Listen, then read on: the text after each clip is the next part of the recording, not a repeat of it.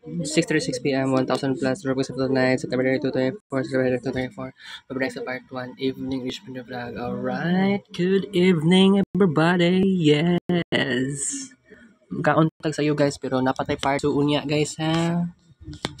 Napatay part 2 evening edition series. Dukot akong kanon. Dili ni siya kuan na. Actually, kuan ni siya kanon ka ng dukot. Alright. Kaon ka. Pinag-uusapan nila ang tungkol sa pag-ibig at napagtanto na natagpuan nila ang isa bahaw nga kanon. Waga. Waga. At agad itong isinumbong kay Ray na nagsasaya sa panunood sa pagganap ng pianista. Inutusan niya si Mario na hanapin si Shelly at sa wakas ay tapusin na ito dahil kapag nabunyag ang video, masisira nito ang kanyang reputasyon. Patuloy na tinatamasa nila Shelly at Eric ang kanilang pagmamahalan. Naglalakbay sila sa kalikasan, nag-relax kasama ang iba pang mga kabataan magkasintahan, naglalakad ng marami, at umaasa na tatanda ng magkasama. Magkasamang nagsusulat ng mga kanta ang magkasintahan, ngunit isang araw, habang nakaupo si Shelly sa isang instrumento, bigla siyang may naalala, kaya ipinagtapat niya na mahilig siyang tumugtog noon. Gayunpaman, pinilit siya ng kanyang ina na gumanap sa mga hindi naangkop na lugar para sa isang bata. Kailangan niyang masaksihan ang mga bagay na hindi dapat makita ng bata. Nagdusa ang mga tao dahil dito at nakaramdam siya ng matinding pagkakasala. Hindi masabi ni Shelly ng eksakto kung ano ang kanyang ginawa sa takot na iwan siya ni Eric, ngunit tiniyak ni Eric sa kanya na hindi siya mabubuhay nang wala siya. Isang gabi, pumunta sila sa isang club kung saan naghanap ni Shelly ang kaibigan ni Zadie na nagsabi sa kanya tungkol sa pagkamatay ng kanyang kaibigan at hinalaan siya na tumakas sa lungsod. Hinila ni Shelly si Eric na nangakong papaliwanag ang lahat sa bahay, ngunit pagpasok nila sa apartment, pinatake sila ng mga tauhan ni Rose. Namatay sina Eric at Shelly, lumubog sa kaharian sa pagitan ng buhay at kamatayan, at ang magkasintahan ay pinaghiwalay. Si Shelly ay nahulog sa kailaliman habang si Eric ay napunta sa ibabaw, isang lugar kung saan naghihintay ang mga kaluluwa sa kanilang paghatol. Dito na nakilala ang isang misteryosong espiritu, si Cronus, na nagpaliwanag na sa mga sinaunang paniniwala ang Cruz ay nagdadala ng isang kaluluwa sa lugar kung saan tinutukoy nito ang susunod na landas nito upang magpahinga o magpatuloy sa pakikipaglaban sa kawalan ng katarungan. Ipapakita ng Cruz kay Eric ang kanyang landas, gayunpaman si Eric ay hindi naniniwala sa katotohanan ng nangyayari at sinubukan umalis. Pinayunan siya ni Cronus na gumising at itinulak siya. Nahulog si Eric at nagising sa kanyang apartment. Sinusubukan niyang hanapin si Shelly ngunit wala na siya. Bigla niyang narinig ang boses ng alopores ni Mario na bumalik sa apartment upang kunin ang telepono ni Shelly dahil may lumarang sa mga pagpatay noong gabi iyon. Nakita ng lalaki si Eric at sinabihan siyang lumabas na nagsasabing siya ay isang pulis. Nagreklamo si Eric na nawalan siya ng ugnayan sa katotohanan at hindi niya naiintindihan ang nangyayari sa kanya. Biglang bumaril ang pulis at bumagsak si Eric.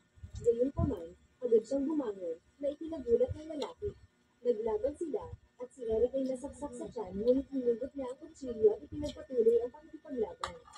Sa huli, pinatay niya ang pulis gamit ang sarili niyang kutsilyo habang pinagmamasdan niya ang paghilom ng kanyang mga sugat. Natigilan, lumabas si Eric sa kalye na inaalala ang mga salita ni Cronus tungkol sa Cruz at isang kaluluwa na dahil sa labis na kalungkutan ay hindi magawang makarating sa kanyang destinasyon.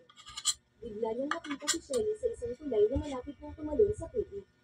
Sinigawan niya na tumigil siya pero tumalon siya. Sinundan siya ni Eric, muling hinarap si Cronus. Ngayon nagtitindihan niya na pareho silang patay. Tinidor. Pinaliwanag ni Cronus Kanton na halang ko tayo pagkakaroon pwede si Shelly sure. sa isang lugar na mas masahol pa ay sa dito. Ang mga pumatay sa kanila ay nakipagkasundo sa Diablo at binigyan ng buhay na walang hanggan kapalit ng mga inosenteng kaluluwa. Kailangang ipaghiganti ni Eric ang pagkamatay nila ni Shelly para makatagpo ng kapayapaan ang kanilang mga kaluluwa. Ang kanyang katawan ay hindi na maaaring patayin, ngunit ang sakit ay hindi mawawala. Ito ay magtatagal hanggat ang kanyang pag-ibig ay nananatiling wagas. Itinulak ni Cronus ang binata at bumalik siya sa mundo ng mga buhay.